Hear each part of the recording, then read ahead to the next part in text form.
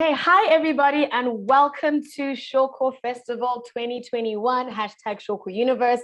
And this is the Hub Unconference, and today is Women Create Worlds. Yes, we are out here celebrating women all over Zimbabwe and all over the world who are doing the absolute most. My name is Vera, and I am joined by some really fantastic women who are on the scene, on the media scene. These are some new faces. If you don't know them yet, shame on you, but it's okay. Today, you're going to find out a little bit more about the amazing work that these lovely ladies are doing. So I'm just going to let them introduce themselves. I'm going to start off with Jordan. Would you like to introduce yourself to everybody? What's good? What's popping? My name is Jordan Chanetsa, and I am a media personality. I work with Her Hour. I am a co-host. I am also an LGBTQIA plus rights activist. And yeah, I think I'm grateful to be here. Thank you so much. And secondly, we have all the way from the city of Kings and Queens. Yes, guys, this year we're going what do you call it, national. We're not just focusing on Harare women in media, we're just also focusing on women all the way in the city of Kings and Queens. Samkeliso, would you like to introduce yourself to everybody? Hi Vera, hi everyone. Thank you so much. Can I first commend you guys for putting this festival together? And one thing that I noticed that you have invited speakers from everywhere in Zim. I'm super proud. Thank you so much. My name is Samkeliso Tshuma. I'm the founder and the director of the Girls Table. And the Girls Table is all about amplifying the voices of girls and young women on socioeconomic, political, and cultural issues in Zimbabwe through the use of media and information and communication technologies. I'm a human rights activist. I'm a Bulawayo girl. What else can I say about myself? I'm trying to think. I'm a speaker as well, and I'm an entrepreneur. Thank you so much. Great, that's fantastic. Thank you so much for sharing. I think I'm just going to get right into the discussion and just ask both of you, why media? Like, why did you choose a career in media? Was this something that you decided on like consciously, or did you kind of just find yourself in media? I don't know, Samkeli, so maybe you can answer first and then we'll go on to Jordan. I don't even know how I got into media actually, because I've always been an economics person, a big entrepreneur. I think I was so tired of seeing the same faces written about on the paper, the same faces on mainstream media. And I thought, you know what, there's a gap here. You know, we want to hear fresh voices. We want to hear different voices from what we're exposed to. And also the fact that women were always excluded from these conversations that spoke on national issues. So I got tired of that, and also the negative portrayal of women in the media space. And I thought, you know what, I think we can create a platform for women to drive conversations and for them to be part of national conversations, because we've always been limited to the same conversation to talk about sanitary pads, even though they're very important. But when it comes to politics, you know, economics, the constitution, I felt like it was only male that were invited to these conversations. And for me, I thought this could be the right thing to do, create a platform, and also encouraging young women to amplify their voices because of being excluded from the mainstream media. Social media being the alternative platform, I was like, no, this is the best for us, the best platform for us to use to drive conversation, to be part of national conversations, and to just amplify our voices. That's how I got to be in media. But I've always been an entrepreneur, an economics person, a finance person. But I'm so happy that I'm now in this space, because media does drive, you know, conversations and how people view each other. It shapes the narrative, basically. That's what I can say. Oh, that's so true. I think this year, and a lot of the work that we've been doing here at Magamba Network, one of the things we've really noticed is that very few women are willing to, you know, come out and speak and, you know, show their faces in media. Also, there are not many opportunities for a lot of women in media. And this is why, you know, initiatives like yours, like with the Girls Table, are so vital. And also just having initiatives in different, like decentralizing where we can, where women can have access to media is also very important. That it's not just a Harare thing or just a Bulawayo thing or just a Mutare thing, but like we're getting more young women who are creating more platforms for women to have their voices heard. So I think that's really amazing, some of the work that you're doing, Samkeliso. So thank you for sharing. Jordan?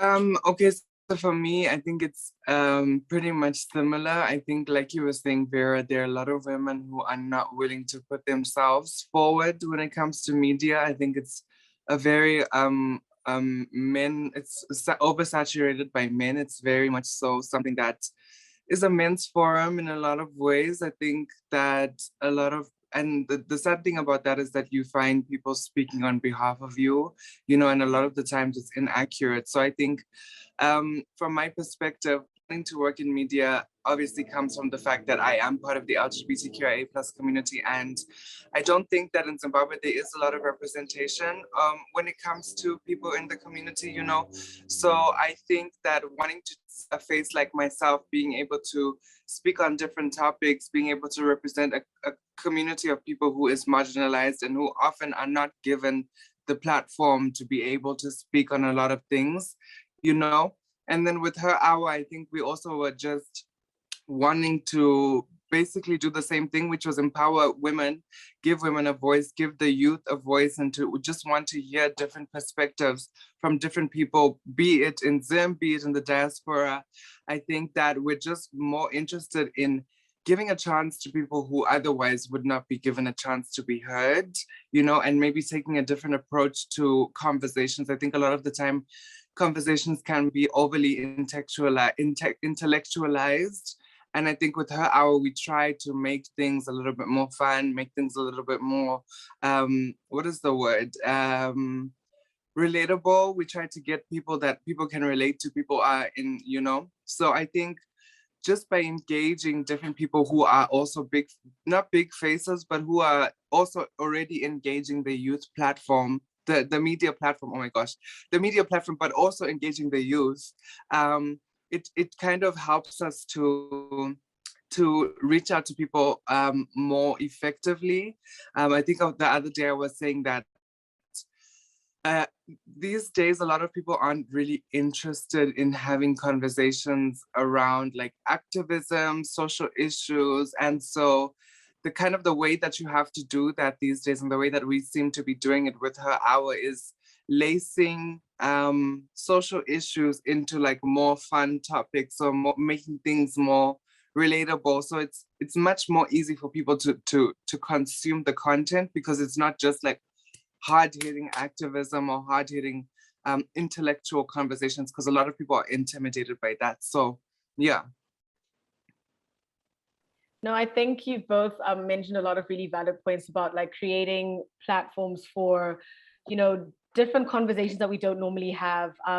Just as you were talking, Jordan, I just thought about what Samkeliso had mentioned earlier, where she's like, a lot of conversations around women, it's always about, menstrual health. Like, yes, it still is an issue, but like, is that the only thing that women can talk about when they're put on a screen or if they're put in front of a microphone, And I think that's just something that I can definitely commend, Girls Table, Her Hour, The Naked Truth Show, like a lot of, these new media shows that are coming out that, both of you have been a part of, that you really are facilitating those kind of, different conversations.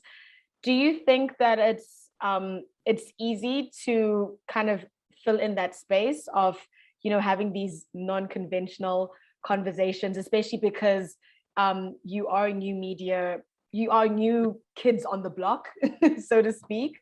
Has it been easy to kind of be the ones that are kind of pushing those kind of different conversations? Or do you think that, you're still struggling with it? Do you think people are really taking up these conversations, these formats that you're also, presenting the conversations in? Jordan, maybe you can answer, then we'll go on to Samkeliso. Oh my gosh, do you mind like just expanding on the question? I want to be able to answer you as effectively as possible. So maybe just like, I don't know, giving me a little bit more, if that's okay. Okay. So okay, how can I put this? In terms of, in Zimbabwe, we're really coming from a country where at some point in time, guys, we had like 3 radio stations only. We still have one television station. So a lot of the information that that Zimbabweans were consuming was coming from one source. It was controlled by, obviously state controlled media and everything. So now being like these young people who are now coming into this, media space and saying that, listen, we don't want to have conversations, or we don't want to present information in the same way that has been presented like for the past 40 or so years. We're trying to like create something new, create something different. Has that journey been an easy journey? Has it been something that do you think that you've succeeded in? Do you think people are actually accepting these new formats and these and the new information that you're offering people? Or do you think it's still like, something that you're constantly changing and trying to readjust to and everything like that? Right, okay, I get that. I think that, like I was saying earlier on, it's a lot of the times it's harder for people to relate to content if it's overly intellectualized. I keep wanting to say intellectualized. And I think that, I think when you engage people who are kind of already within these social spaces online, it kind of makes it a lot easier for people to want to talk about these topics or to hear, this kind of information. So I think in the beginning, it was kind of difficult for us to get these kinds of topics across, because a lot of people aren't open to hearing it. Also from the person, like people will see me and they were like, okay, who is this girl? Like, what are you trying to tell us? Like, what do you know about what, from where, from which tree did you grab this information from? So I think it's really hard when you're first trying to infiltrate the media space, because a lot of people are kind of used to the normal faces that they see, the misreads, or they're used to, who is this girl, Ahmad, who's on the radio, or, just the normal girls who people know in the media. So if you are not one of those people, it's kind of a thing of, oh, okay, so what are you trying to do? Or, oh, okay, are you trying to be another one of these girls, like a photocopy? And then if you're not doing that, if you're trying to talk intellectual talk, they'll compare you to international, things like the Red Table Talk. They'll be like, oh, you're trying to be another Red Table Talk. We already have that, So I think it's just a thing of trying to figure out what our niche market is, trying to figure out where we fit into the media space and what exactly we have to bring to the table that isn't already on the table, at the table. I think in Zim, it's very easy to find a niche market, because like you said, it's been so underpopulated by different networks, different media houses, different media spaces. So as much as there is kind of a monopoly in Zim when it comes to media, it also like opens up a platform for us to create newer spaces, create newer places for us to sort of launch different kinds of conversations, launch different people into the media space. So I think it is difficult. It's definitely a difficult space to enter. It's definitely difficult to want to get people to access your information, to want to to catch on. I think that's the biggest issue, is like being able to build an audience in the beginning. And so I think, you just have to be smart about it. You have to be, Zimbabweans like hot topics.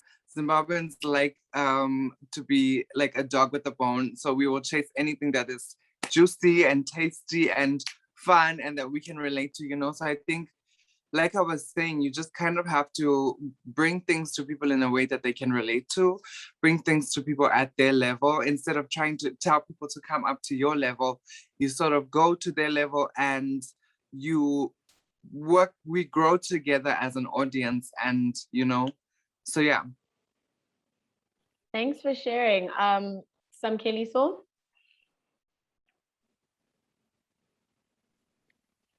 Okay, I will speak from an institution perspective, because we are an organization, right? And our goal is to amplify the voices of young women. So our biggest challenge has always been lack of support.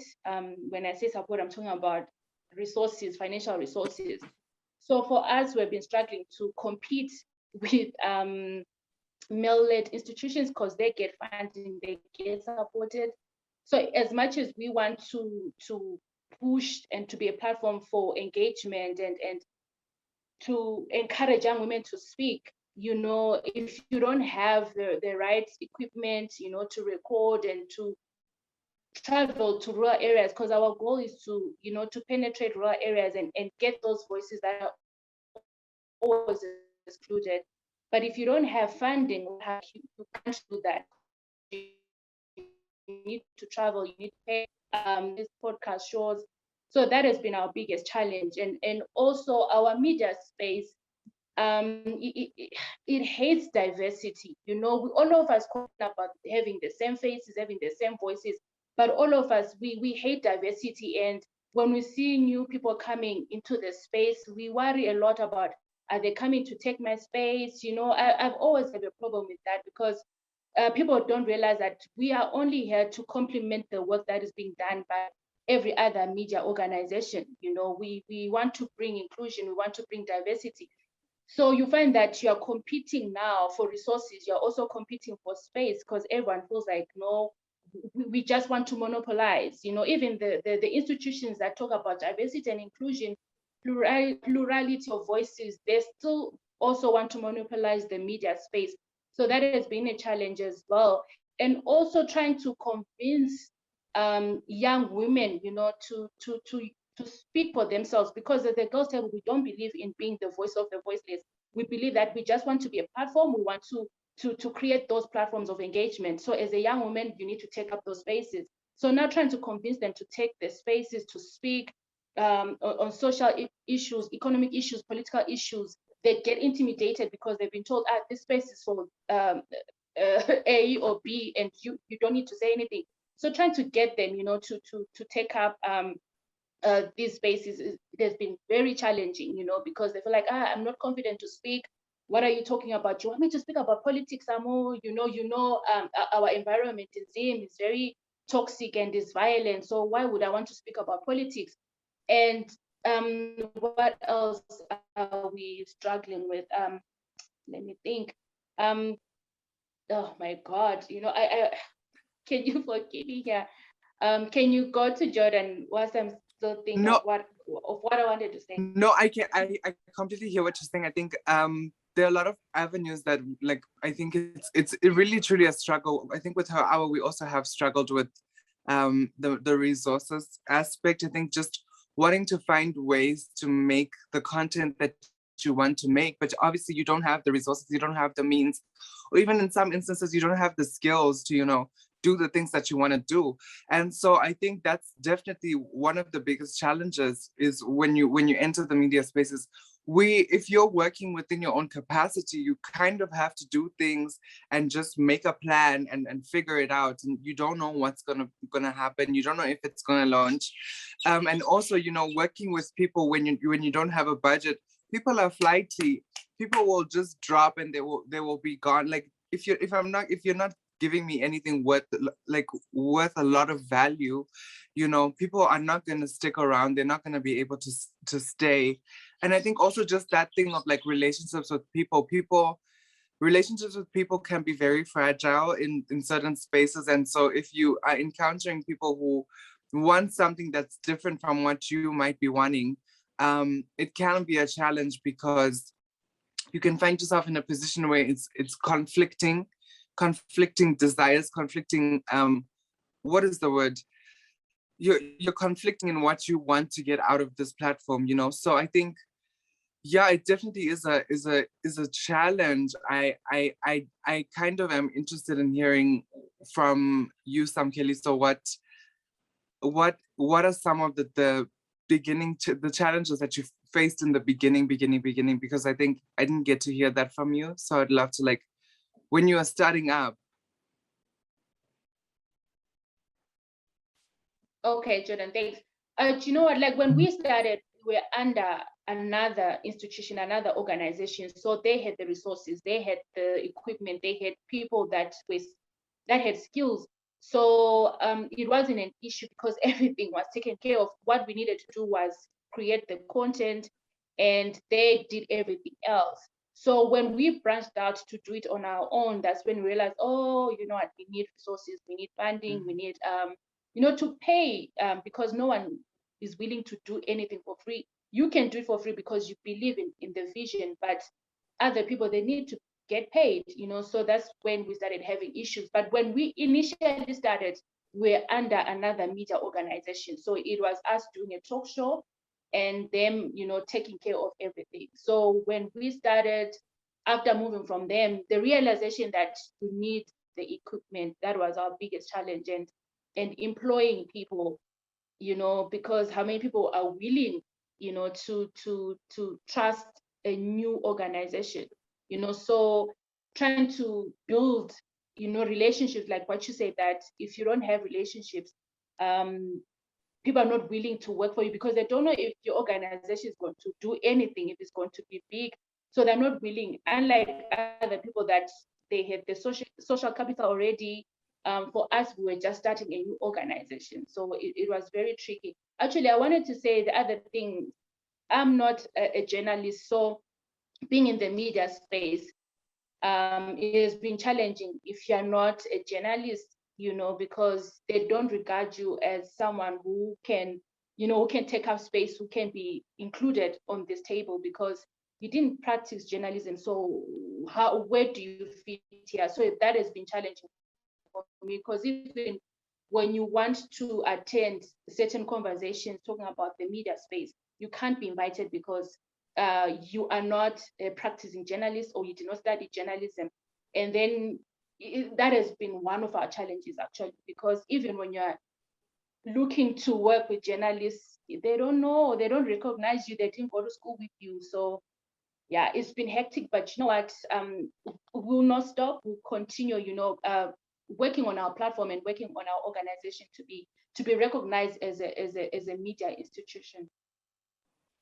I love that you mentioned that you're not a journalist and you don't have, like you literally came from a completely different career path and then found yourself in the spotlight. And I think that's another thing that I wanted to ask also Jordan to say. I think a lot of times people will look at certain career paths and be like, oh my gosh, I want to get into media, but they think, oh my goodness, I have to go back to school, get a whole degree in, production, or a degree in journalism, or I have to do a course in like how to speak in front of a camera. But I'm pretty like just hearing from your story, and I'm pretty sure I don't know, we'll hear Jordan's experience, but a lot of women that I've spoken to who are in these spaces, and even a lot of times a lot of men that I've spoken to are in these spaces, a lot of times it's just that they woke up one morning and they're like, hey, like let me give this a try, and like with practice it then became like who they are, and you're just like, oh, you didn't actually go to school for this.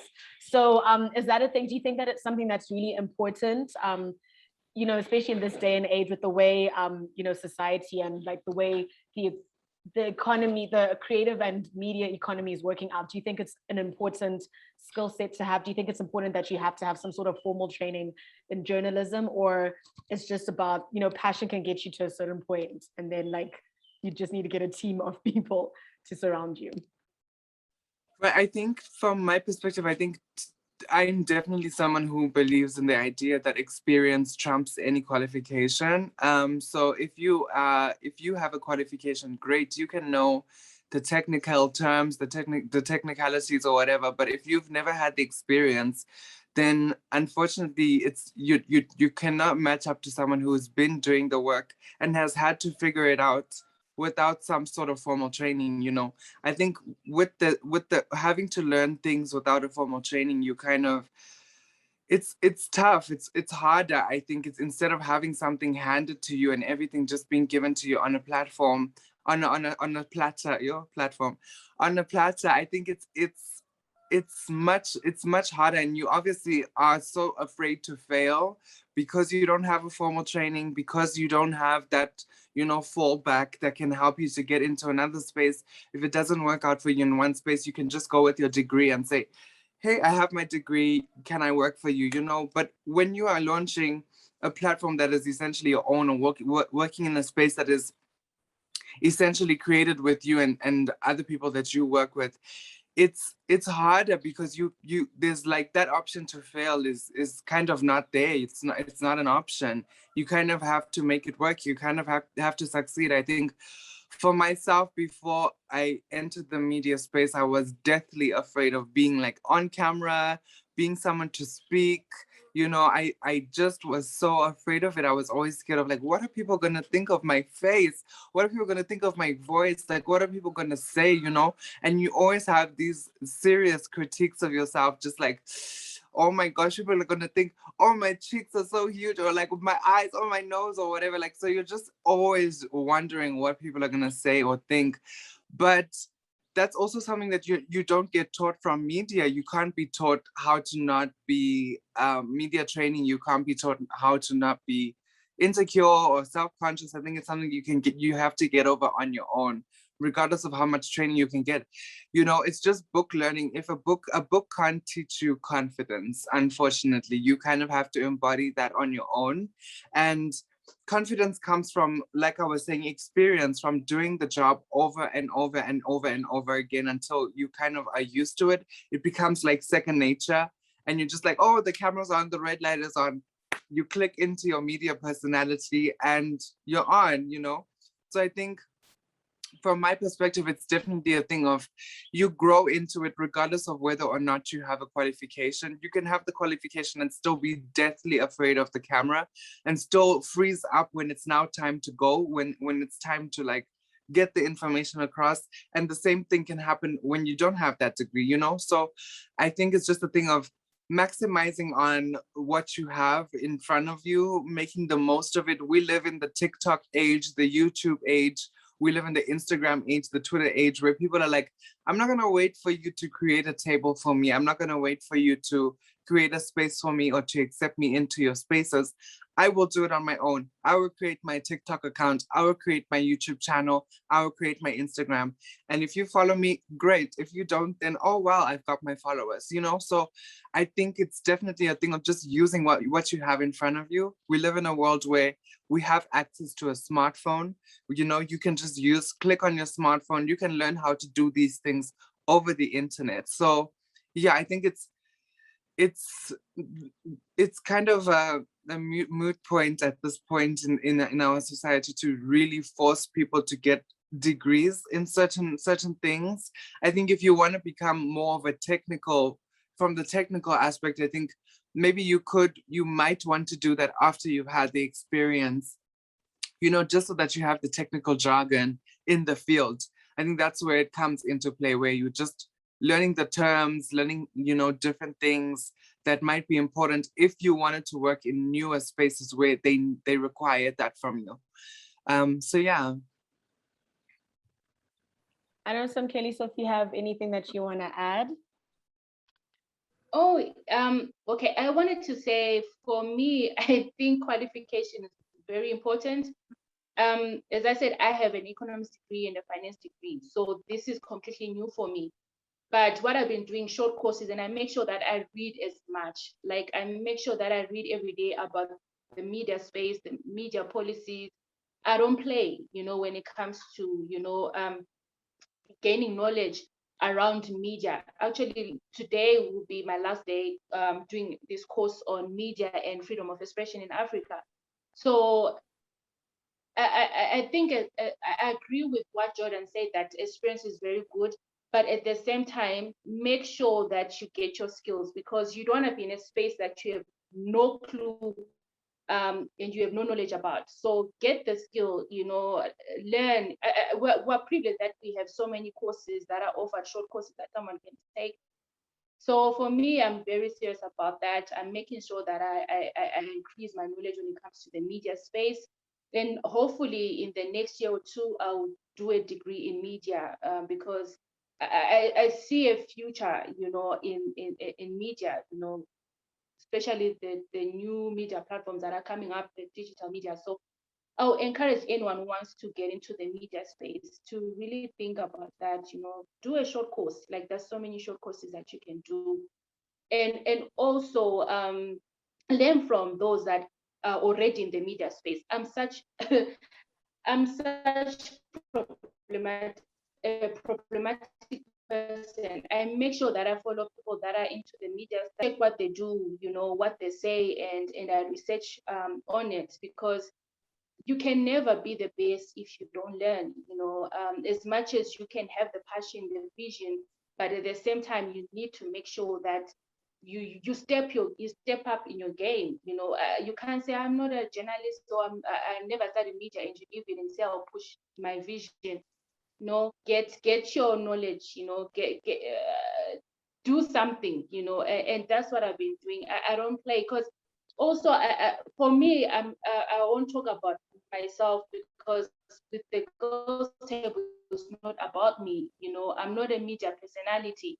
I'm just a person who wanted to create a platform for engagement and encouraging young women to speak. So you'll not see my face. I'm not even comfortable being here, because I prefer being behind the scenes, doing the work behind the scenes. So for people that are like Jordan, who are the brands, who are media personality, I guess it's different. But for me, because I want to get into a space where I also advocate for media policies that are inclusionary. I need to learn about policies. I need to know what the media policy is, and everything pertaining to media. I need to know. I need to be well versed, because I can't just be cute and be pretty and not understand, about the media space, because how can I advocate for inclusion when I don't know what the media policy says? And how can I advocate when I don't know the bills that are being passed by the parliament when it comes to access to information? So I have to know, I have to learn, and I have to keep, looking for information when it comes to media. That's what I can say. Right. I think passion kind of like, sorry, oh my gosh. I think passion kind of in a way can breed that desire for knowledge to a certain extent. So I think it is important to kind of have passion from the get-go. I think what I was saying is that, you don't necessarily need to have it to start. But like you're saying, if you want yourself to the next level, it is important for you to kind of pursue those skills, to put yourself in the position where you are learning on a daily basis. You are trying to learn. I think it's important to want to learn. One thing I think I pride myself on is whenever we get to work with someone who works in the media space, or who has already been working in the media space. I make sure that I ask questions like, what is this piece of equipment, or what is this, or what is that, or what is, they say a wide shot, or what is a wide shot, like just getting someone to explain to you the different concepts. So that you also understand when someone is saying something, you're not just sitting there like, smiling and being like you were saying, just being a pretty face. So I think it just starts with like the small things of like asking questions when you're on set, or working with people who work behind the camera, or, I think skill sharing is also a very important thing. We can also learn a lot from each other. I may not have the skills, but because someone else may be working in that field or has the experience and the expertise, I can ask them a lot of questions that could be beneficial to myself and kind of spark that desire to want to learn more, But if there is no passion, I think at a certain point, it can begin to feel like a job, and it can begin to feel like you're doing a task, and it's overbearing and it's overwhelming. And so if you're not working with people who are also trying to help you to garner those skills and garner that expertise, it can be hard. There has to be a desire. If you're not being supported, it can be rough, it can be hard. So I agree with you 100%. The skills are important to elevate yourself, to take yourself to the next level, because also with your own skills, you are able to help other people. Yeah, I can't agree with both of you more. I think that's definitely true, that especially what you're saying, Samkeliso. So I think it's also really important. I've noticed, like, even from my own experiences as being like a musician, sometimes being, just the face that just sits there, and then like the band is discussing, oh, we need to change it from a sixth to a fifth suspended. And I'm just sitting there like, okay, it sounds prettier that way. Like, you tend to then sound like the dumb girl who's like sitting in the room. And I think especially when it comes to spaces where women aren't really respected as much, sometimes having the knowledge that you have, sometimes having the skill sets that you have, then helps you to get a lot of respect from people. I had a very interesting conversation with Kudi Maradzika, and that's one of the things that she mentioned, is that, a very strong way to kind of demand your space in a male-dominated industry is for you to have the knowledge, to have the skills, and to also have the talent, where no one can second guess you, no one can ask too many questions, because they'll be like, yo, guys, Samkeliso knows what she's doing. Like, when she comes into the room, like you can't like joke around or whatever. She means business. Or when Jordan is on set, like there's no goofing around, like we get right into the job. And I think sometimes those are certain skills that we can then use as women to also like safeguard ourselves in the industry and also establish ourselves and get people to respect us a bit more in the industry. So just to round off the discussion, because I think we really, like, we could go on and on and on and talk for like the next 3 hours. But I just wanted to maybe ask you guys to maybe just share with me maybe 3 or 2 tips that you would want to give other young women who are interested in getting into the industry, and maybe just give them a few tips to just say like what you would tell them to maybe consider, something that you'd tell them to maybe do, and then maybe also share some of the work that you're doing, like maybe your social media handles and where we can find some of the amazing stuff that you guys are doing. Can start off with you, Jordan. Oh my gosh, can we let Samkeliso go first? Because I feel like I've been talking. All right, Samkeliso, you can go first. Jordan, I'm not even complaining because I hate being at the forefront. I like being behind the scenes. I'm like, why is Vera doing this to me? So for me, I think as a woman, I will say that never be comfortable with being the only person in the room, whether it's in the media space, business space. Make sure that you are not comfortable being the only one, when you're given, I'll use given because it's not easy for us women, especially young women, to be on this platform. So when you are given that space to be on that platform, make sure that you advocate for more women to be on that platform. Don't say, but there's Vera there, so women are represented. As long as you are the only one, representation is still shaky. So make sure that you get more women on that space. And also overworking, work super hard, because like what you say, that with us women, when it comes to us, there's a certain level that we're expected to reach, for us to be taken seriously, there's a certain level. So you always have to overwork, you always have to work harder than the people that are around you, and you always have to seemingly be more competent, because it's not easy because of the patriarchal society that we're in. So make sure that when you get to the space, advocate for other women and don't be comfortable. I think I now annoy other media institutions on Twitter because I'm always saying, how come I don't see women? And they always make the mistake of saying, okay, Samu, you can come and speak. I'm like, no, I'm not advocating so that I can be on that platform. I'm advocating so that you look for women that are competent, women that are knowledgeable when it comes to public finance management, women that are knowledgeable when it comes to the constitution. I don't know everything. I know where I fit. So I'm advocating for this space, for women to be in these spaces, because I believe that as long as we talk about democracy, we need to see a representation of women. We need to see inclusion of women. We need to see diversity. We need to see different voices, because this space can make you think that as long as you are on this platform, then it's okay. But for me, it's never okay. I cannot be okay with being the only person. And lastly, please work super hard. Read as much as you can, because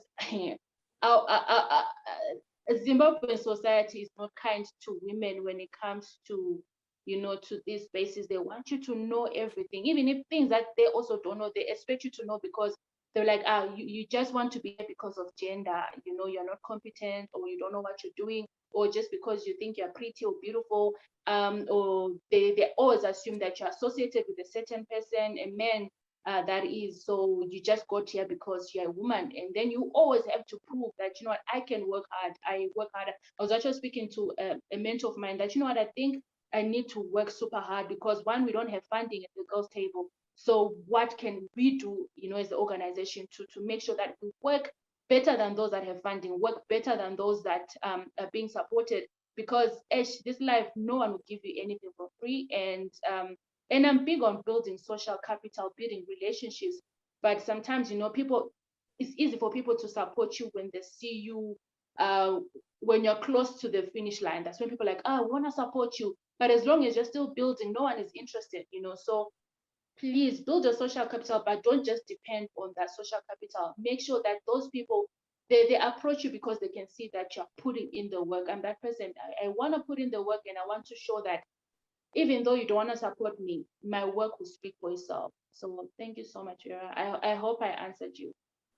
No, you definitely did. I completely agree with everything that you said. And I think there's so, like, knowledge is key. And like what you said, a lot of times people just say, oh, she must know somebody. That's why she got the job. I was like, no, honey, like I put in the work. I had to sleepless nights typing out proposals, and things like that. And people, I think it's so important for women and young people also just to have that knowledge. So it justifies why you're in the position that you're in. Have the great work to show why you have the organization that you have, why you're making the moves that you're making, because you are putting in the work. And like what you're saying about Girls Table is that people aren't willing to invest in something until, like what you said, until you're close to the end goal. It takes so much work and tears and blood and sweat that you had to go through. And then finally someone is like, oh, you guys look like you're doing pretty well, so we now want to give you money. And you're like, where were you when we were out here sharing one slice of bread for lunch because we were really trying to like get an episode out, or we're really trying to, get some people to come through and interview them for the show and things like that. So I think that's, so many relevant points that you brought up. Thank you so much for sharing. Jordan? Okay, so I think I have maybe 4, maybe not 3. Sorry, I like to break the rules. So yeah, so I just think the first thing I definitely want to say, I think is one of the most important things is being a team player. You have to be able to work with other people if you are trying to work in the media space. You cannot be someone who doesn't know how to work with others. You need to be able to work on a team and to be able to convey your ideas, to convey your messages, and don't be selfish with, your thoughts, your views. You don't know how much your contribution might impact the quality of production, the quality of, people are waiting to hear new ideas and new concepts. So I think it's important for you to be a team player, be open and willing to work with other people and new people. Don't just get comfortable with your team, because jobs are disposable, guys. People can lose their jobs in a minute. Even you can. So I think it's also just a thing of being ready for change, being constantly on your toes, constantly improving yourself, improving, so that you kind of become, what is the word? You become you become indisposable. I'll just say that. You become someone that is so valuable that it's hard for people to replace you, or hard for people to want to find anyone else to fill what you do. You can't gatekeep a position. You can't gatekeep a job. You can't want to stay in the same job for 10 years, 20 years, like, there needs to be a desire for growth. You need to keep wanting to level up as much as you can, because there are younger people who are going to come and who also want to be the way that you wanted a certain position is the way that someone also want that position as well. So once you get that position, don't sit in it like, one of those stubborn people who will never let it go because you've now gotten to that point. You need to want more for yourself and put yourself in more situations where you can get more. I think another thing that I wanted to say is just to have a teachable spirit, to be someone that is willing and open to learn constantly from the people around you on your own. It's important to be someone who can be taught, not just wanting to be, I know everything, I know this, I know that. Like, just have a teachable spirit, be willing to learn from other people. And I think maybe the final thing that I will say is that if you're working in the media space, you have to consume media. You cannot be someone who exists on an island. You must watch TV. You must watch videos. You must watch media that other content creators are producing, so that you know what is out there in the field. You can't just exist on an island where you don't know what's going on. You don't know what is the hottest TV show. You don't know what is the hottest podcast or YouTube content. You need to immerse yourself into different forms of media and see what is going on out there, what are people saying, what are people doing, so that you also can have a spirit of innovation. You have to learn from others to be innovative. Because if you don't know what is on the market, then you don't know who you're competing with. As much as we can say we're all complementing each other, if there's a gap in the market and you're not paying attention to the market, then you'll never know that that gap exists. And so you kind of are missing out on an opportunity to fill that gap. So what I'm saying is that pay attention to the market, the craft that you're a part of, pay reverence to it, respect it. It is a craft. It's something that people, like we are saying, have gone to school for, have spent money, going to get their tuition paid. And so you need to come into the space with the same respect that someone else who has gone to maybe 4 years of university for, 8 years, master's degree or PhD, you need to have the same respect. You can't just come and think, oh, I know everything, or I don't need to learn anything new, or I don't need to learn about this media space. You need to constantly be listening, watching, learning.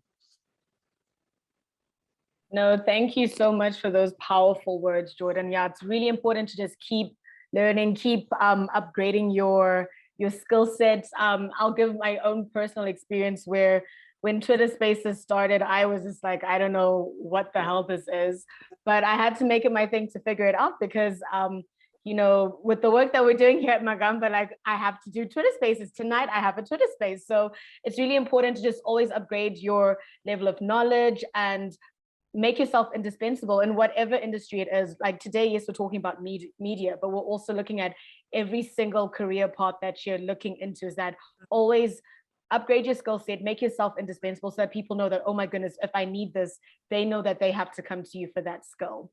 But anyway, we've come to the end of our discussion. Ladies, thank you so much for making time. We really appreciate it. We hope to see you hopefully next year when we have the Hub and Conference for Shoko 2022. We will be physical and not in this virtual realm.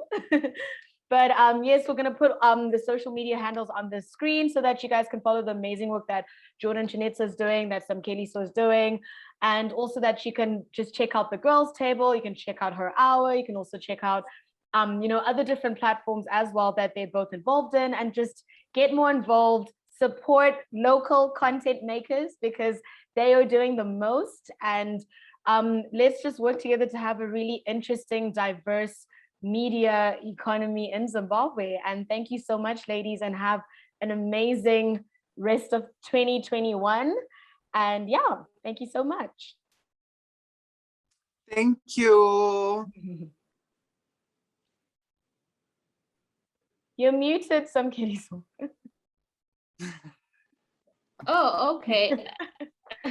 Thank you so much for inviting me, Vera. Anytime. Thank you so much, guys.